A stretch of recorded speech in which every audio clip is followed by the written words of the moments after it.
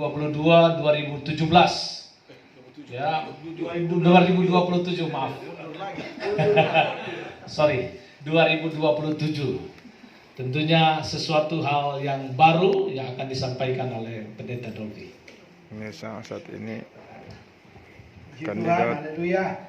Pendeta Dolby Salim akan menyampaikan visi misi terkait dengan majunya beliau sebagai calon ketua MD GPDI yang ada Terima kasih buat di Provinsi senior Banten. Saya sering mendengar Bapak Karel Silitonga. Ini salah satu pelopor misi juga di Banten yang membuat kami semangat, sehingga tahun ini kami mengangkat tema setahun, apapun situasinya, selamatkan jiwa. Akhirnya kami sharing-sharing tadi di ruang tamu. Tidak ada kerinduan lain. Boleh saya ngomong jujur, saudara? Boleh ya. Sebenarnya sebelum maju, saya sudah ambil doa dan puasa. Saya minta tanda begini, Tuhan, kalau memang Tuhan kehendaki saya untuk maju, beri tanda. Apa yang saya minta tanda? Saya tidak mau tinju malu angin, Pak Karel, dan tidak mau buang energi.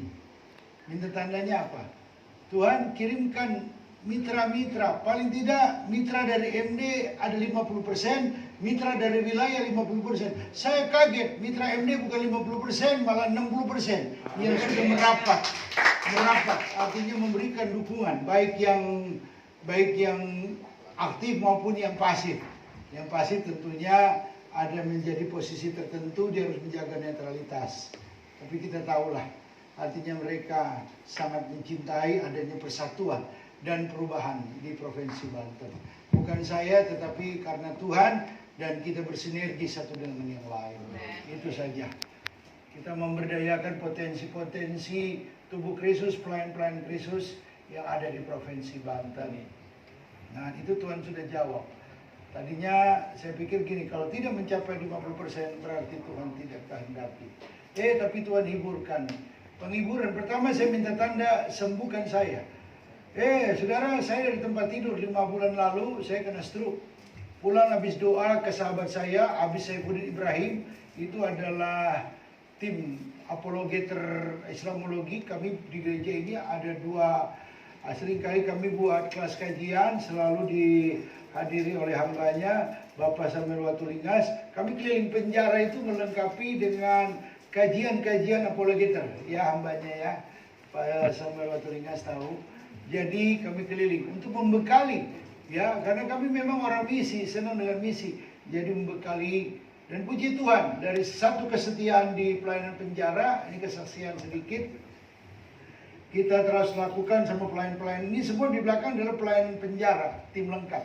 Lakukan dengan excellent. Dipercaya 2, lakukan dengan excellent. Dipercaya 3 penjara, lakukan dengan excellent. Dipercaya 5, dipercaya 6, 7, 8, sampai sekarang Tuhan percayakan saya melayani di 13 penjara yang terjauh di Sakambangan dan Sawirba.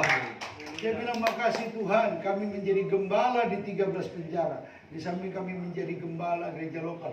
Kalau dipercayakan Tuhan, diperbesar kapasitas, kami menjadi gembala bagi banyak hamba-hamba Tuhan yang ada di Provinsi Banten. Berarti Tuhan percayakan. Kalau diizinkan Tuhan, ya, tadi katakan harus yakin, Immanuel. Makasih senior, makasih. Sekarang saya akan membaca apa sih visi misi yang Tuhan kasih, dan juga saya adalah salah satu tipe orang yang tidak senang bekerja sendiri atau one man show. Tapi saya selalu melibatkan tim kerja.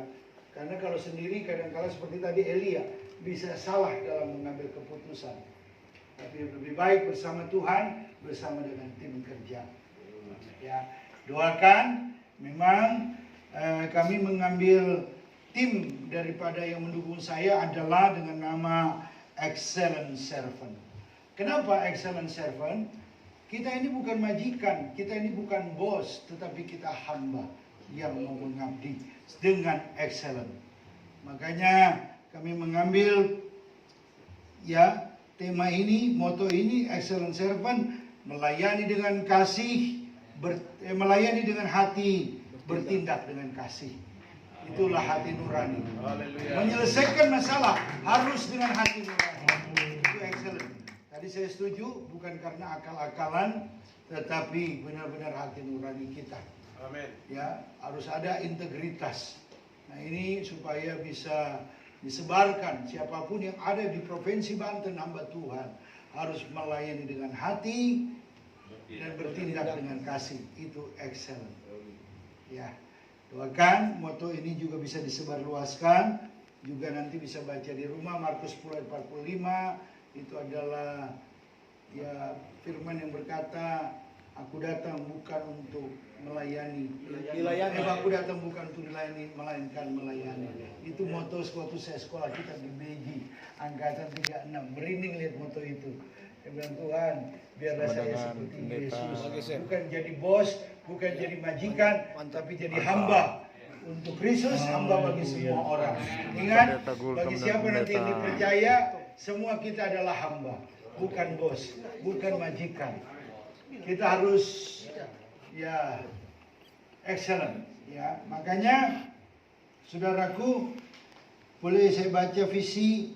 Yang pertama adalah kita melihat bagaimana Banten ya. Banten ini kita dengan kesaksian daripada Opung tadi, ini gak gampang ya. Banten yang dulu lebih keras lagi ya.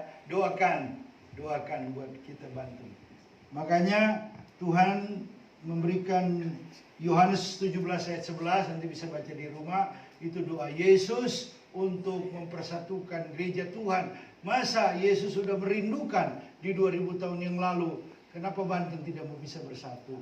Oleh karena ini, visi yang pertama, kami akan menciptakan persatuan dan kesatuan hamba-hamba Tuhan GPDI se-Banten.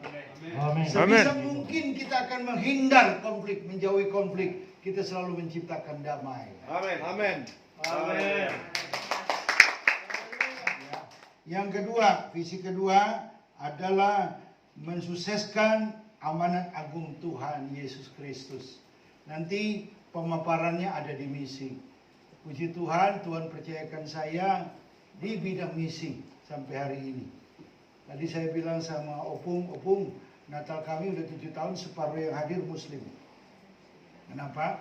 Teman-teman dari mahasiswa UIN Universitas Islam Jakarta itu hadir bersama-sama melayani. Yang jadi asyar, yang jadi singer itu pakai hijab.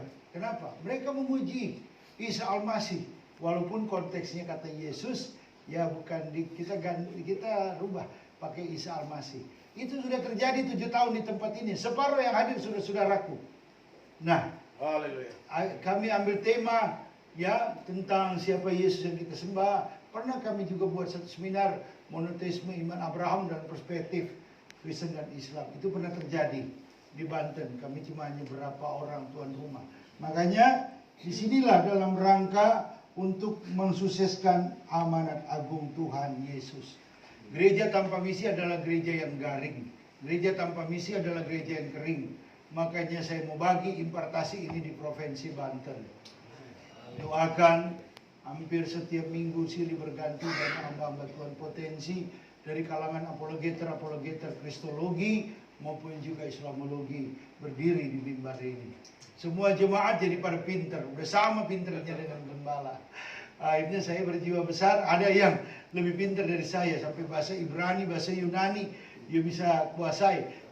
Kita harus jiwa besar, jangan matikan potensinya seperti khotbah tadi.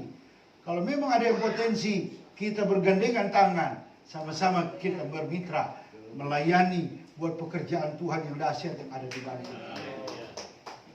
Ya, makanya di sini saudara yang tadi dikatakan mensukseskan amanat agung. Yang ketiga visinya adalah meningkatkan kesejahteraan sosial ekonomi gembala. Ya, kiat-kiat untuk mensejahterakan ini di hati kami sebagai calon pemimpin, tidak ada cara lain. Jangkau jiwa, sejahterakan jiwa-jiwa. Cuma dua itu.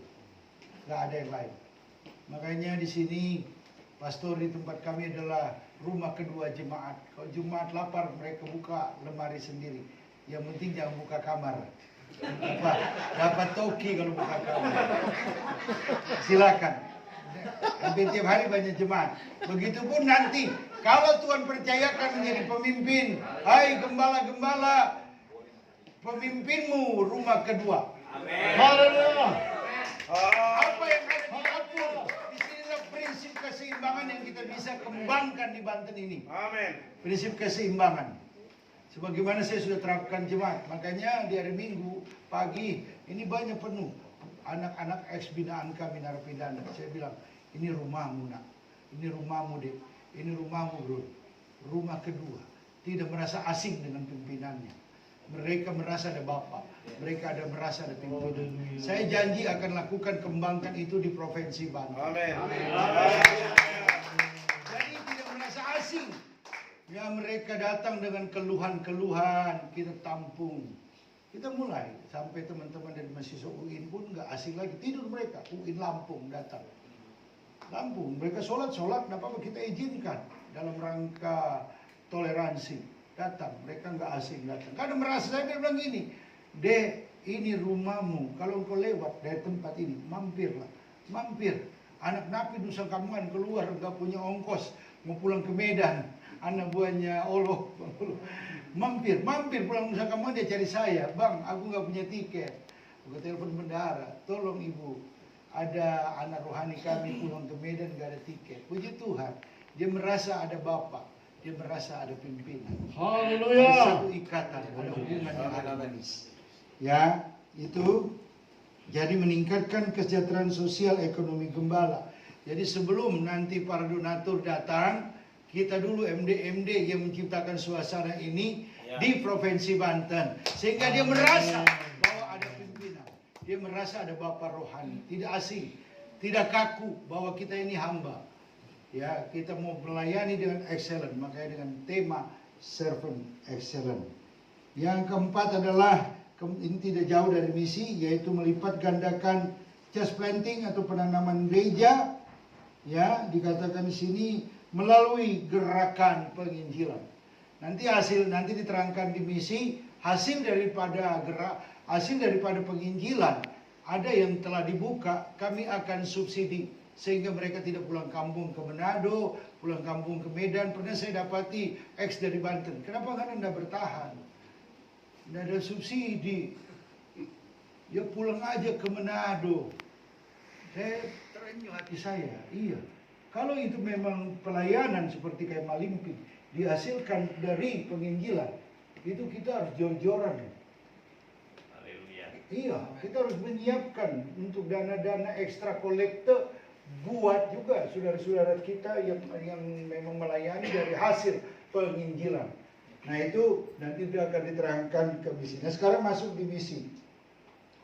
Yang pertama, ya tadi sudah visi ada 4, melipat gandakan penanaman gereja ya melalui gerakan penginjilan. Dia nggak bisa ada penambahan gereja, tidak bisa ada penambahan jiwa kalau kita nggak menginjil. Dari mana? Doa dan action. Doa dan action, kasih action penginjilan. Ya.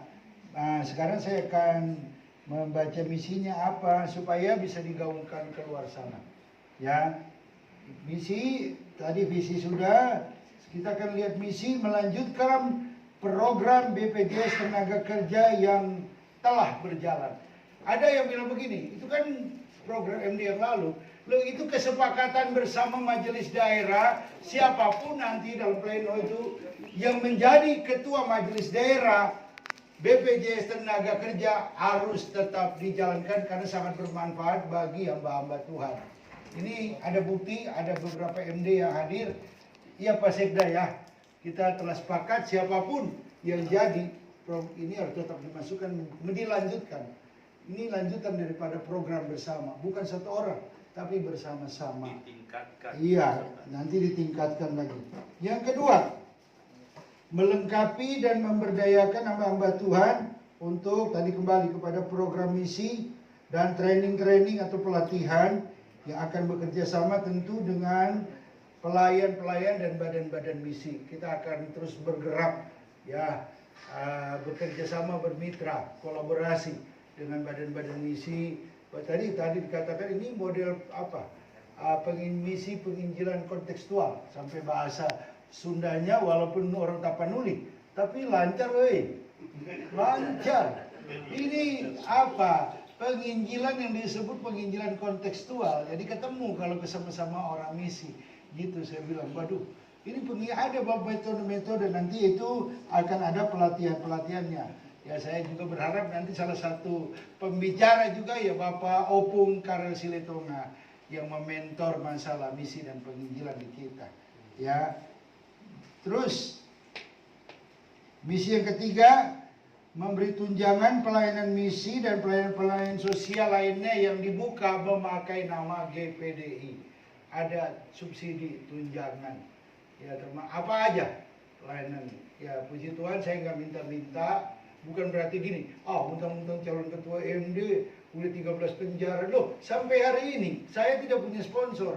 Istriku selalu umumkan di gereja setiap minggu, setiap saudara memberikan perpuluhan, itu melanjutkan pelayanan misi kasih ke penjara-penjara. Karena kami nggak ada sponsor. Jadi kami mengambil, kita tidak boleh egois, yang penting 1/10 di store ke organisasi, yang lainnya kita pakai dalam misi. Itu opung. Kalau ada orang tanya dari mana dananya, kami mengelola perpuluhan bukan untuk kami sendiri, tetapi melanjutkan pelayanan misi kasih ke 13 penjara sampai Nusa Kambangan. Sampai sekarang pun masih ada ex narapidana yang kontrak, ya kami tetap mementor mereka. Mementor bukan hanya teori perkataan, tetapi juga ada keuangan. Jadi saudara bisa pikirkan aja, satu LP itu, kita tanya pasien, kita datang ke tempat LP-nya pasien ini bukan gelas aqua 1, mesti kasih dorong makan, apalagi model Manado begini. Masih kasih dorong makan. Itu anggarannya 1 juta sampai sekitar 2 juta. Kalikan 13 LP. Kami makanya paling anti untuk suap menyuap. Lebih baik kami pakai di misi daripada sekedar untuk suap gitu. Nggak ada investasi kekal kalau suap. Tapi kalau kita memperhatikan jiwa-jiwa, itu ada investasi kekal. Haleluya. Ya. Jadi yang ketiga, memberikan tunjangan tadi, pelayanan misi dan pelayanan sosial yang dibuka mengatasnamakan GPDI. Yang keempat, melakukan pendampingan hukum untuk hamba Tuhan yang bermasalah dengan hukum. Itu dilakukan 2 hal. Pertama, ya memang kita akan merekrut, bermitra dengan orang-orang hukum satu.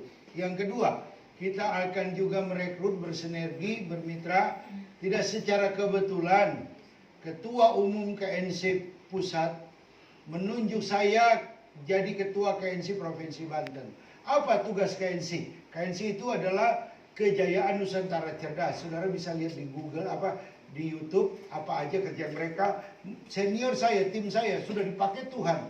Yang mendampingi gereja-gereja di Riau, di Lampung yang ditutup, HKBP di Cikarang, itu dibuka. Pertama pertolongan Tuhan, yang kedua tim kami dipakai Tuhan dalam pendampingan menjawab bagaimana menyikapi SK2 Menteri itu. Dan saya berjanji akan mendampingi gereja yang bermasalah dalam hal ini bersama dengan tim tentunya. Karena di dalam Tuhan percayakan saya menjadi ketua KNC di Provinsi Banten juga bersama dengan Bu Yoke Singal, Pak Yosef juga masuk, ada Hani Rompis, ada beberapa dari Banten. Ya, budak bantu doa. Minggu ini kalau ada yang mau ikut, tapi saya lihat juga kuota yang mau ikut, kami akan ketemu pemerintah yang ada di Cilegon. Ya, bersama dengan ketua. Hari ini kalau beliau datang, saya sedikit supaya memberikan presentasi walaupun cuma 5 menit. Apa yang telah dilakukan oleh ketum kami. Kebetulan KNC ini adalah untuk menangani kaum-kaum yang tertindas, minoritas, suku-suku terasing. Dan itu sudah terbukti, Cikarang dibebaskan. Dan seluruh Indonesia paling terbanyak GPDI. Jadi rencana mau ke Bakudapa, mau ketemu dengan Pak Ketum. Siapa tahu nanti Opung Karel Siletonga memfasilitasi karena dia mau ketemu. Karena terbesar gereja yang diresolusi di Indonesia bukan gereja lain, GPDI. Dari Sabang sampai Merauke.